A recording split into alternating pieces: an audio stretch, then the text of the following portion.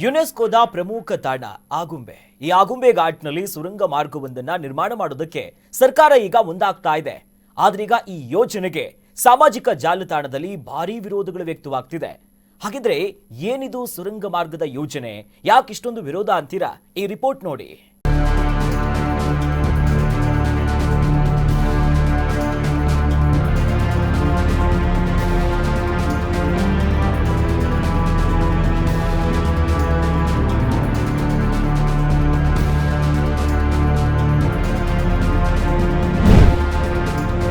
ಆಗುಂಬೆ ಸುರಂಗ ಯೋಜನೆಗೆ ಭಾರೀ ವಿರೋಧ. ಸುರಂಗ ನಿಲ್ಲಿಸಿ ಆಗುಂಬೆ ಉಳಿಸಿ ಅಭಿಯಾನ. ಪರಿಸರವಾದಿಗಳಿಂದ ಭುಗಿಲೆದ್ದ ಆಕ್ರೋಶ.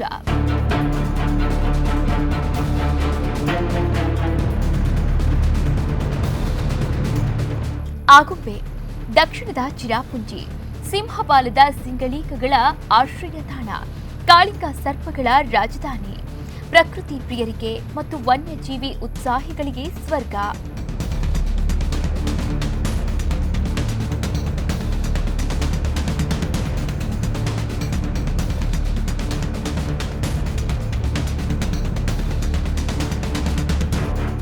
ಹೌದು, ಕರಾವಳಿ ಹಾಗೂ ಮಲೆನಾಡನ್ನ ಸಂಪರ್ಕಿಸುವ ಪಶ್ಚಿಮ ಘಟ್ಟದ ಸೂಕ್ಷ್ಮ ಪರಿಸರ ವಲಯ ಆಗುಂಬೆ ಘಾಟಿಯಲ್ಲಿ ಸುರಂಗ ಮಾರ್ಗವೊಂದನ್ನ ನಿರ್ಮಿಸಲು ಸರ್ಕಾರ ಮುಂದಾಗಿದೆ.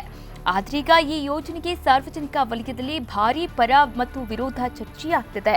ಒಂದು ವರ್ಗದ ಜನ ಅಭಿವೃದ್ಧಿಯ ಹೆಸರಲ್ಲಿ ಸುರಂಗ ಮಾರ್ಗಕ್ಕೆ ಬೆಂಬಲವನ್ನ ನೀಡಿದ್ರೆ, ಇನ್ನೊಂದು ವರ್ಗದ ಜನ ಸುರಂಗ ನಿಲ್ಲಿಸಿ ಆಗುಂಬೆ ಉಳಿಸಿ ಎಂದು ಸಾಮಾಜಿಕ ಜಾಲತಾಣದಲ್ಲಿ ಅಭಿಯಾನ ಶುರು ಮಾಡಿದ್ದಾರೆ.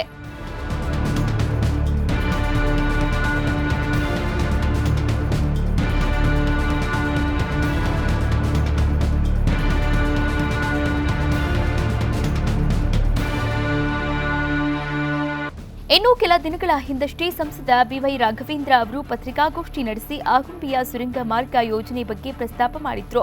ಆಗುಂಬೆ ಘಾಟ್ ಮೂಲಕ ಹಾದು ಹೋಗುವ ರಾಷ್ಟ್ರೀಯ ಹೆದ್ದಾರಿ 169A ಮೇಲ್ದರ್ಜೆಗೇರಿಸುವ ಮಹತ್ವಾಕಾಂಕ್ಷಿ ಯೋಜನೆಗೆ ಕೇಂದ್ರ ಸರ್ಕಾರ 2.33 ಕೋಟಿ ವೆಚ್ಚದಲ್ಲಿ ಡಿಪಿಆರ್ ಸಿದ್ಧಪಡಿಸಲು ಟೆಂಡರ್ ಆಹ್ವಾನಿಸಿದೆ. ಸದ್ಯದಲ್ಲೇ ಕಾಮಗಾರಿ ನಡೆಯಲಿದೆ ಎಂದಿದ್ರು.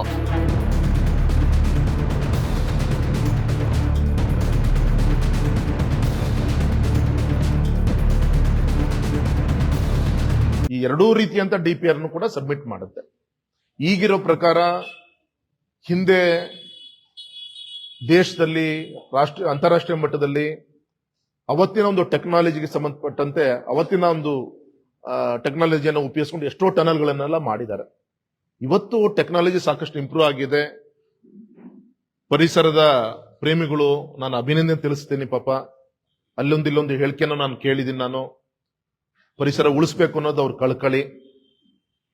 ಅರೆ, ಪರಿಸರ ಹಾನಿಯಾಗದ ರೀತಿಯಲ್ಲಿ ಅಭಿವೃದ್ಧಿಯನ್ನ ಯಾವ ರೀತಿ ಮಾಡಬಹುದು, ಈ ದಿಕ್ಕಲ್ಲಿ ನಮ್ಮ ಅಧಿಕಾರಿಗಳು ಅತ್ಯಂತ ಗಂಭೀರವಾಗಿ ಚಿಂತನೆಯನ್ನ ಮಾಡ್ತಾ ಇದ್ದಾರೆ. ನೋಡಿ, ಪ್ರಾಜೆಕ್ಟ್ ಡಿಪಿಆರ್ ರೆಡಿ ಆಗ್ಲಿ, ಆಮೇಲೆ ಯಾವ್ದು ಅಂತೇಳಿ ಸರ್ಕಾರ. ಬಳಿಕ ಎಚ್ಚೆತ್ತ ಪರಿಸರವಾದಿಗಳು, ಪ್ರಕೃತಿ ಪ್ರೇಮಿಗಳು ಆಗುಂಬೆ ಘಾಟ್ನ ಈ ಒಂದು ಯೋಜನೆಗೆ ತೀವ್ರ ವಿರೋಧ ವ್ಯಕ್ತಪಡಿಸಿದ್ರು. ಈ ಕುರಿತಂತೆ ಸಾಮಾಜಿಕ ಜಾಲತಾಣದಲ್ಲಿ ಸುರಂಗ ನಿಲ್ಲಿಸಿ ಆಗುಂಬೆ ಉಳಿಸಿ ಎನ್ನುವಂತಹ ಪೋಸ್ಟ್ ಹಾಕಿ ತೀವ್ರ ವಿರೋಧ ವ್ಯಕ್ತಪಡಿಸಿದ್ರು.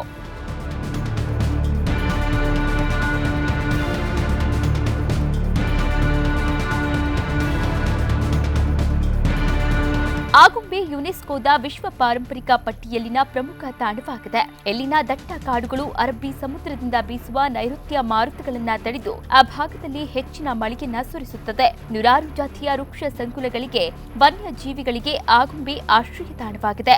ಅಳಿವಿನಂಚಿನಲ್ಲಿರುವ ಸಿಂಹಪಾಲದ ಸಿಂಗಳೀಕಗಳು ಆಗುಂಬೆ ಘಟ್ಟದಲ್ಲಿ ನೆಲೆಸಿದ್ರೆ, ಎತ್ತ ಕಾಳಿಂಗ ಸರ್ಪಗಳ ರಾಜಧಾನಿ ಎಂದೇ ಈ ಪ್ರದೇಶವನ್ನ ಹೆಸರಾಗಿಸಿದೆ. ಹೀಗಾಗಿ ಸುರಂಗ ಮಾರ್ಗದಂತಹ ಕೆಲಸಗಳು ನಡೆದರೆ ಮುಂದಿನ ದಿನಗಳಲ್ಲಿ ವಿಶಿಷ್ಟ ಪ್ರಭೇದಗಳು ನಶಿಸುವ ಸಾಧ್ಯತೆ ಇದೆ. ಅಷ್ಟೇ ಅಲ್ಲದೆ ವನ್ಯಜೀವಿ ಮಾನವ ಸಂಘರ್ಷದಂತಹ ಸನ್ನಿವೇಶ ಕೂಡ ಹೆಚ್ಚಾಗಲಿದೆ ಎನ್ನುವುದು ಹೋರಾಟಗಾರರ ಆತಂಕವಾಗಿದೆ.